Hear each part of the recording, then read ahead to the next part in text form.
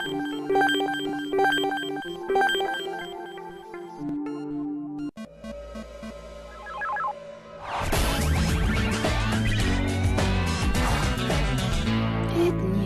na TV. Olá pessoal, está começando mais um EdNews na TV, que tem o patrocínio da AltV, comemorando 12 anos, a primeira televisão de internet do Brasil. E que também conta com o apoio estratégico da produtora Infinity, produtora de conteúdo bem legal, preparada para o mercado. O programa de hoje vai ser muito agradável, um amigão velho, amigo meu, Paulo Giovanni. Paulo Giovanni é presidente da Léo Burnet TaylorMade e é um grande colega, uma história muito grande, hein, Paulo? Obrigado por você ter vindo no nosso programa. Não, obrigado você por me convidar, é um enorme prazer estar aqui com você, estar com o pessoal de casa, do trabalho, enfim, pessoal do mundo, né? Internet. Sem dúvida. É para todo mundo, é o meio mais democrático que existe. É verdade. Paulo, para a gente começar um pouco, eu conheço um bocado da tua história, mas vamos dividir um pouquinho né, com a nossa audiência, saber tua carreira que é maravilhosa, puxa vida, Obrigado. Sempre crescendo, sempre muito do bem, né? Mas como é que você começou? Você começou no rádio mesmo, lá em Petrópolis? Eu comecei no rádio, na verdade eu comecei entregando pão um pouquinho antes de ir para o rádio.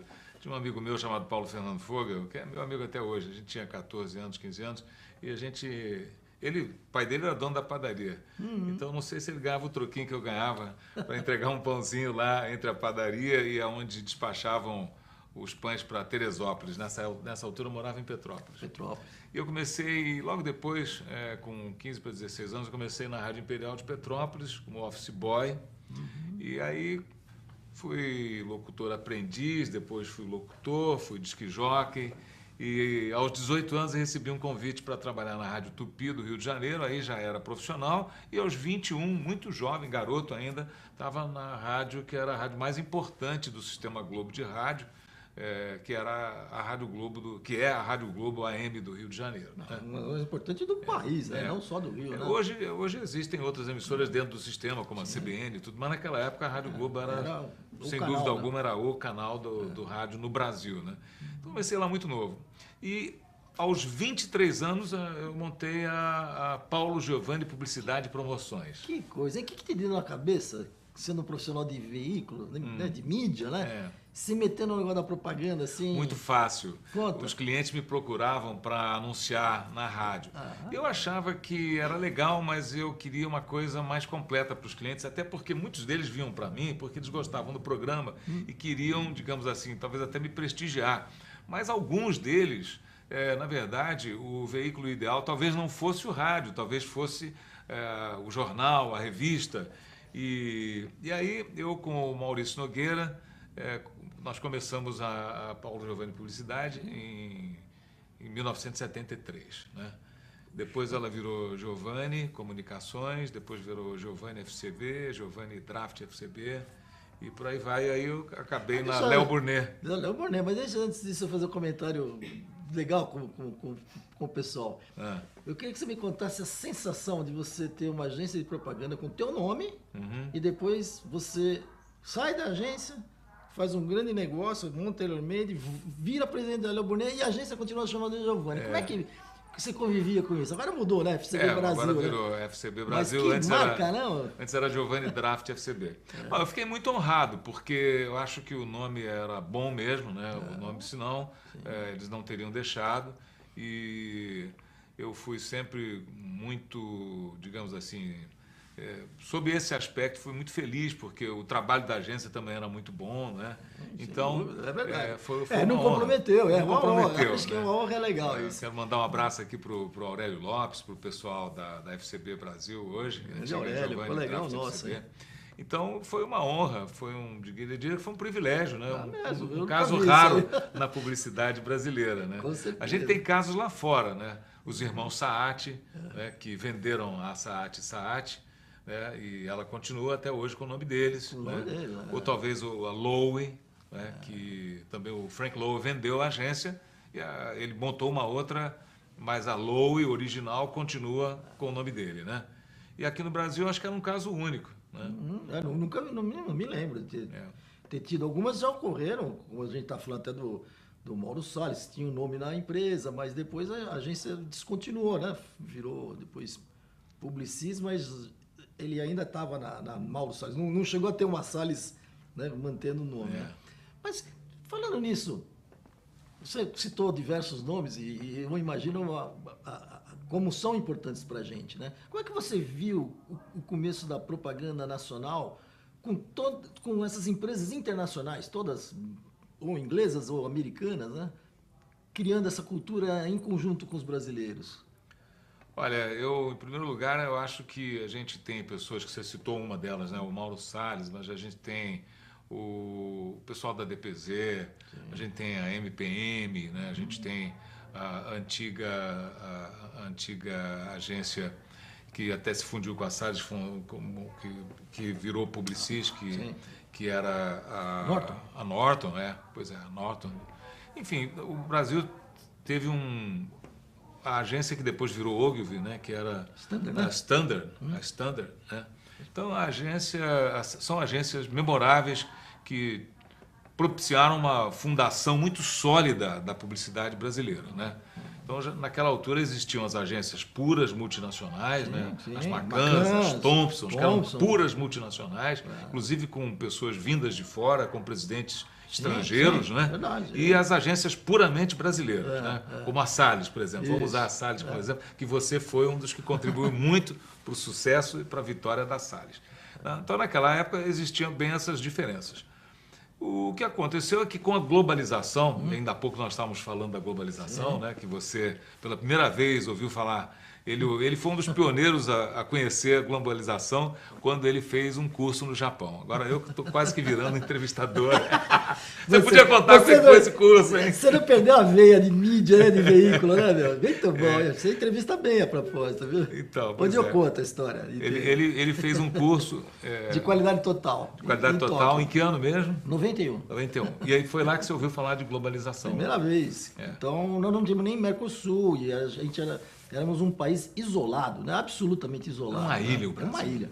Curiosamente, Paulo, você citou muito bem, no caso da propaganda não, porque nós permitimos desde a década de 40 para 50 que o multinacional operasse sem nenhuma restrição, né, de capital ou de conteúdo, né, coisas que em outros setores eram muito mais controladas, né? Sem dúvida. Mas voltando nessa fase, me conta... Então, naquela altura a gente tinha as multinacionais puras e as nacionais puras. Com a globalização, as multinacionais entraram com mais força, porque os seus clientes vieram para cá também com muito mais força, né? Então, hoje o que a gente tem é um misto. Por exemplo, na Léo Burnet Tailor-Made.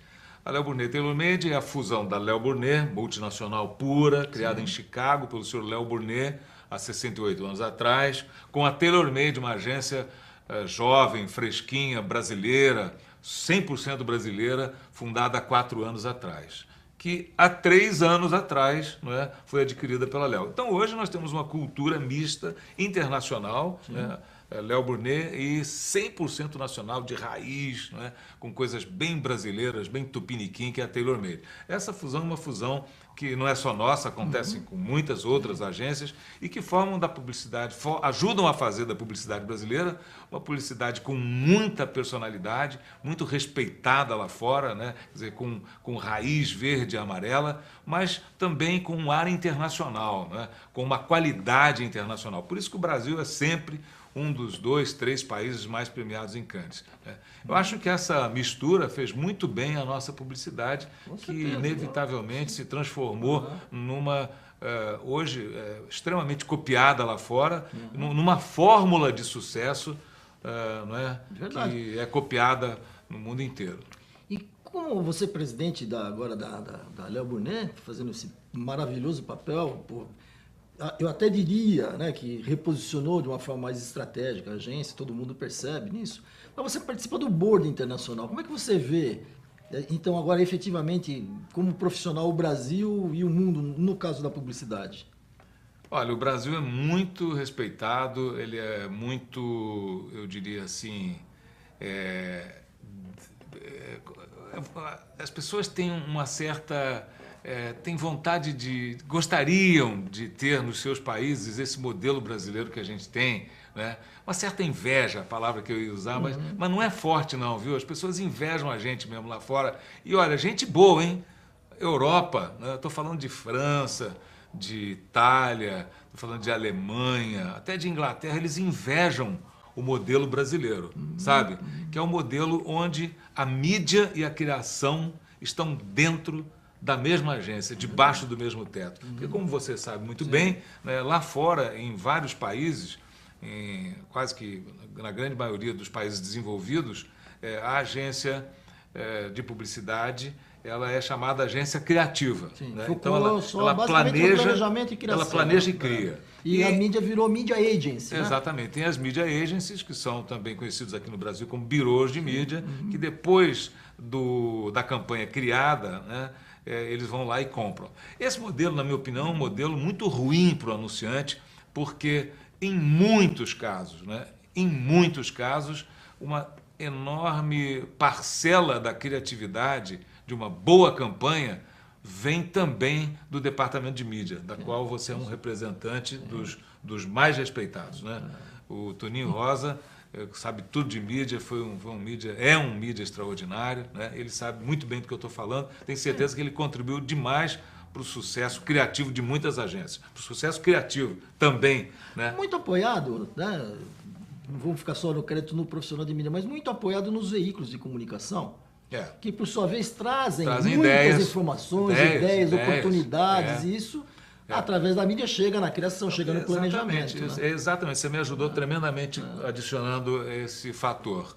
O veículo chega para uma agência brasileira, traz uma ideia de um produtor do veículo, um programa que vai ser lançado, um quadro novo, né? A agência leva isso através da mídia para o departamento de criação, né? Aí se produz uma ideia adequada àquele programa ou àquele... Isso acontece muito com a gente, por exemplo, no Big Brother. Né? Tanto é que no Big Brother desse ano, 2 clientes nossos, segundo a pesquisa do Ibope, foram dos mais lembrados nas suas ações de merchandising. Fiat e Carrefour. Clássico, Fiat e Carrefour. Fiat, se você pegar a lista dos mais lembrados lá do Big Brother, das ações de merchandising, estão lá, Fiat e Carrefour. Mas, crédito seja dado, o Boninho ajudou muito a configurar as ideias que foram para o ar. As ideias não foram só da agência, não foram só dos clientes, o Boninho ajudou muito. Concordo, eu acho que o veículo tem mesmo essa contribuição, né? Legal. Você acha, Paulo, só mudando um pouco de assunto, mas buscando um pouco de informação dessa tua especialidade em mídia também. Nos Estados Unidos, eles estão falando já na volta do soap opera, no qual o cliente desenvolve o produto e o produto se torna um produto de mídia. Ou seja, de uma certa forma você desenvolver, mais precisamente no caso da televisão, desenvolver um conteúdo, né? Que a gente já customiza, revista, já estamos customizando o rádio, né? Tem algumas emissoras de rádio que já levam o nome do cliente, né? Você acha que a gente vamos chegar nesse patamar do qual a agência não só faz a sua veiculação 30 segundos tradicional de espaço, mas desenvolver o próprio conteúdo? Eu acho que sim. Existe aquele famoso desfile daquela loja de artigos underwear, de artigos femininos, a Victoria's Secret, né?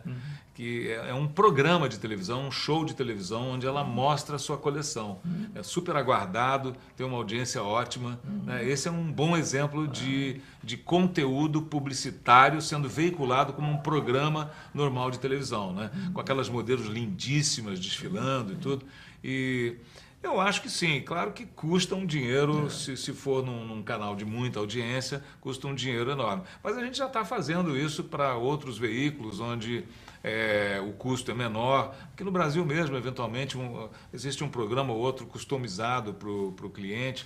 Eu acho que essa é uma boa ideia e as boas ideias não morrem nunca, né? Eu acho que tudo tá Às vezes elas ideia, se transmutam, né? Elas vêm de outras maneiras, mas eu acho que é uma ideia bem legal, bem viável. Vamos fazer uma coisa dessa junto? Pô, com certeza. Adoraria, viu? Eu acho que até o veículo acaba sendo contemplado pela ideia criativa da agência, porque às vezes no veículo, um diretor sozinho não tem tantas ideias o suficiente para desenvolver produtos. E acho até, Paulo, que não necessariamente que o produto seja exposto, né, mas sim a comunidade, como a internet está fazendo, né? Ou seja, você cria uma comunidade, essa comunidade, no caso de Fiat, absolutamente interessante, soube lidar. Eu acho que das montadoras de automóveis, acho que é que melhor lida. Né? Acho que o Tiago também é uma pessoa muito aberta, é um craque, né? Mas eu acho que a internet também vai ajudar muito isso, a você produzir, né? A gente viu em Cannes, estava falando em Cannes, um vídeo do Porta dos Fundos com o Spoleto ser comentado como um case internacional. Isso pelo vice-presidente do YouTube, incrível. Alcance extraordinário, né? Aliás, falar nisso, o veículo que nós estamos agora, a internet, é uma coisa extraordinária. Você vê, falando de alcance, o case do Chiquinho Scarpa, que a gente fez para a Associação Brasileira de Transplante de Órgãos. Absurdamente maravilhoso. Com um investimento de R$15 mil e uma grande ideia. Sim. Né? Para quem não se lembra, o Chiquinho postou no Facebook que ele ia enterrar o Bentley dele, inspirado nos faraós que enterravam seus tesouros mais queridos, né? Foi um vendaval, uma enxurrada, uma tempestade, uma tormenta, um tsunami de pessoas xingando ele no Facebook. Buraco ali do lado. Durante 3, 4 dias. E aí depois ele chamou uma coletiva de imprensa que tinham mais de 60 pessoas, 3 canais de televisão, uma transmitindo ao vivo a TV Bandeirantes com um helicóptero em cima da casa dele. E aí ele diz, não, gente, olha, era tudo mentira. Na verdade, eu queria chamar a atenção de vocês, porque nós enterramos bens muito mais preciosos do que o meu Bentley, que são os nossos órgãos. Né? Então, todo esse case custou R$15 mil, que foi apenas escavar um buraco, né, do tamanho do Bentley na casa, no jardim do Chiquinho Scarpa. Sim. E nós alcançamos, por conta da ideia e do alcance do Facebook e da internet, 200 milhões de pessoas. Meu Deus, que coisa. Foi escolhido o Facebook mesmo, lá, escolheu 2 cases nesse ano e deu 2 ouros no mundo inteiro. Um deles é para o Chiquinho Scarpa, para a Léo, para a BTO, com essa ideia. Genial. Você vê o que faz a internet, quer dizer, não é preciso ser um anunciante milionário, né? Não precisa ser um anunciante que vai investir bilhões de reais para se chegar a 200 milhões de pessoas, né? Basta uma boa ideia.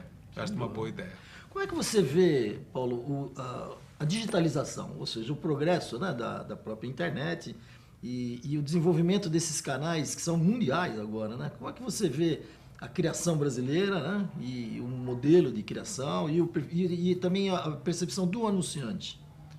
Quando você diz digitalização... Você desenvolver peças publicitárias para a internet. Hoje, a gente percebeu lá atrás que, às vezes, a agência ainda não conseguia lidar bem com esse modelo. Surgiram empresas especializadas que só cuidavam da parte digital. Diferente de vocês.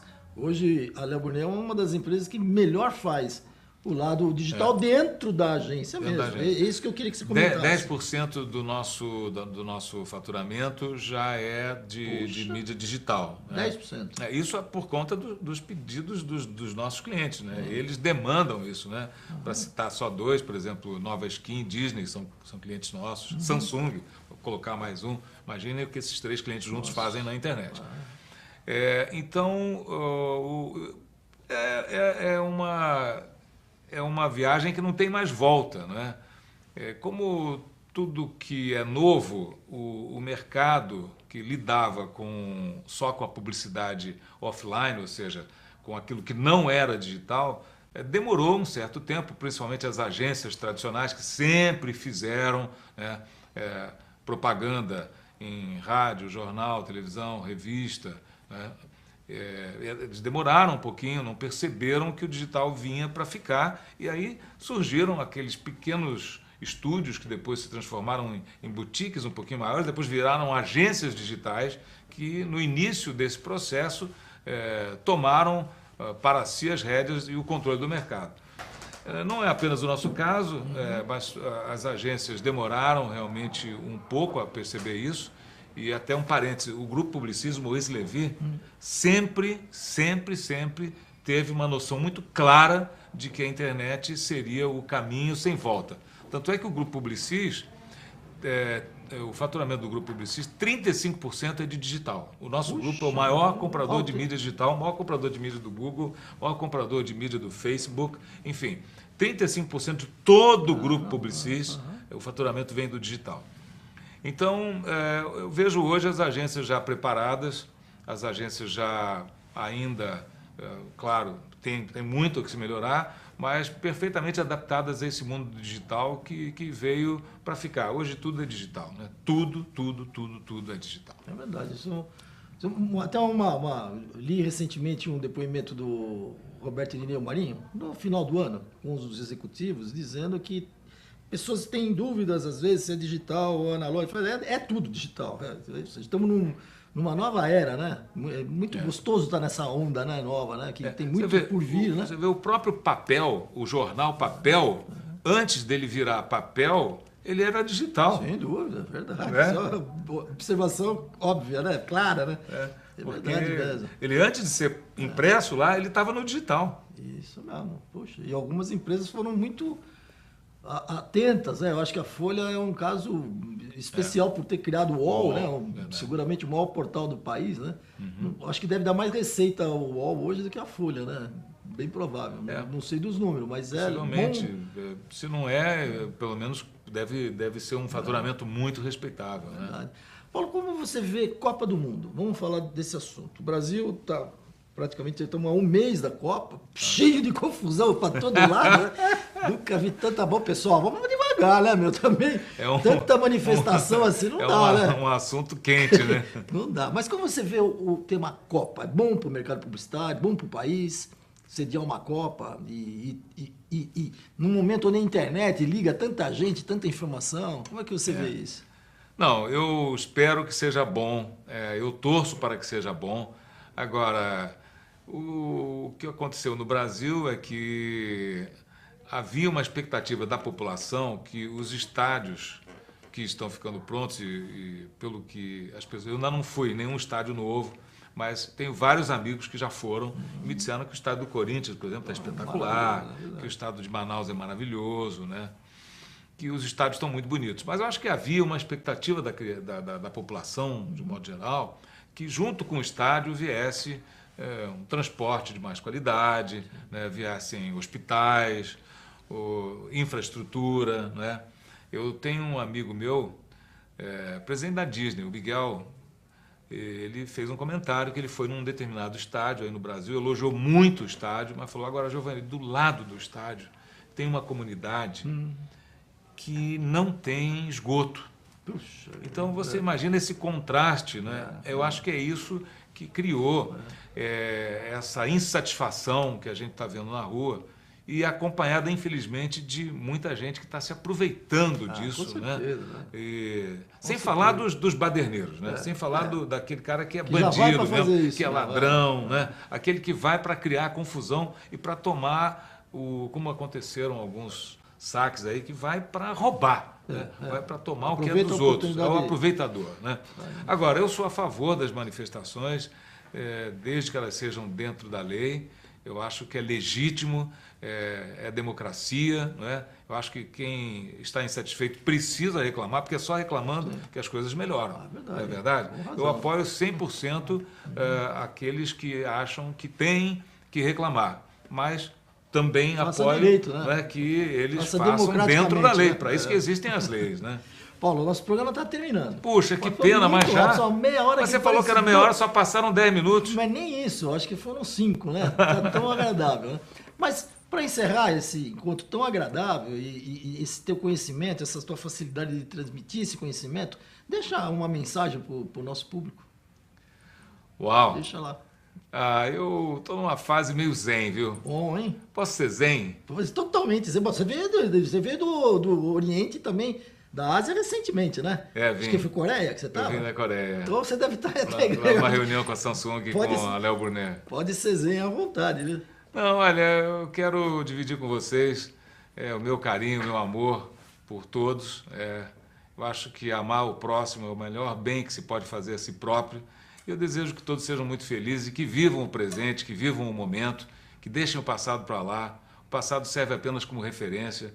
Aquele que está remoendo um passado ruim, esquece, vira essa página, seja feliz. Muito legal, muito obrigado. Emocionante. Bom, pessoal, está terminando o nosso programa, Ednilson da TV, que hoje entrevistou o Paulo Giovanni, ele que é presidente da Léo Brunet Tailor Made, Querendo lembrar que nós temos o patrocínio da AltV e também o apoio da produtora de conteúdo Infinity. Muito obrigado e até o próximo programa.